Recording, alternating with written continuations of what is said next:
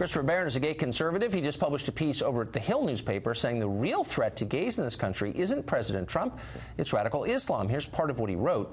While the faux battle over bathrooms rages on, a real war in the lives of LGBT people is being waged by Islamic extremists who have pledged the global elimination of LGBT people. Just this week, ISIS released photos of extremists in the Iraqi city of Mosul throwing a gay man to his death from the top of a building in the city. Chris Bannon joins us tonight on set. Chris, thanks for coming on.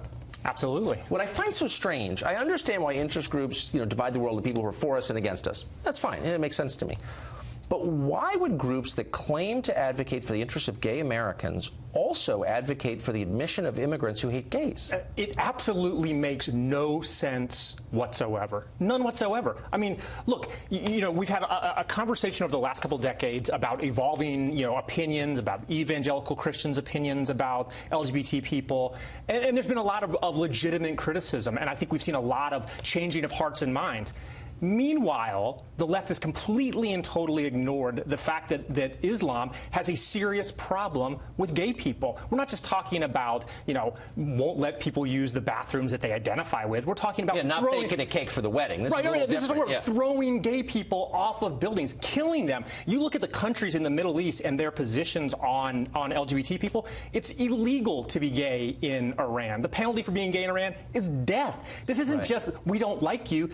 We're talking about state-sanctioned murder of someone just for being gay, and the left turns a blind eye to it every single day. But so immigration plays a huge role in this. If you look at who supports Marine Le Pen in France, often decried as a fascist or whatever, anti-immigration person here, and she may not be a perfect person. She has a lot of gay support, though, in France, for the obvious reason, because she is opposed to making France more Islamic, and gay people in France see that as a threat to them, and why wouldn't they? Absolutely. Look, we did an LGBT for Trump event in Cleveland at the RNC, and Geert Wilders came and spoke. And he spoke eloquently about the need to protect gay people from radical Islam. And Marine Le Pen has done the exact same thing. And by the way, Donald Trump did it during the campaign. Donald Trump went out and said, I will protect gay people from the spread of radical Islam. Meanwhile, Hillary Clinton and the Clinton Foundation was shoveling tens of millions of dollars in from repressive regimes like Saudi Arabia. I never understood that. How do you get a pass from Human Rights Campaign if you're taking money from the Saudis? I also never really understood why the Orlando nightclub shooting, which killed a ton of gay people, a Muslim guy, extremist did, I never heard anything about it from that angle here in Washington from the organized gay groups. I don't understand why. Well, again, because they put politics over policy. They really have become, the Human Rights Campaign is a de facto, LGBT wing of the Democratic Party. And that's fine. If that's what they want to do, that's fine. Right. They should admit that that's what they're interested in. They're interested in partisan politics, not actually protecting the lives of LGBT people. I mean, look, after what happened in Orlando, Donald Trump came out and gave an impassioned plea for gay votes and said, look, I'm not going to let this happen on my watch.